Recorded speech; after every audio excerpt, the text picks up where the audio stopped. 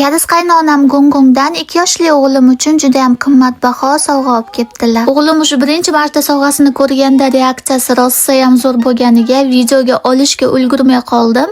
Shuning uchun boshqatdan sovg'asini berib videoga oluvdik, faqat yig'layapti. Kariz qaynonam shu sovg'anida bir ikkita dugonalari bilan ham qattiq urushib qoptilar, chunki bu sovg'a juda ham qimmat ekan, 80 ming won turar ekan, o'zbek so'mida shuncha chiqadi.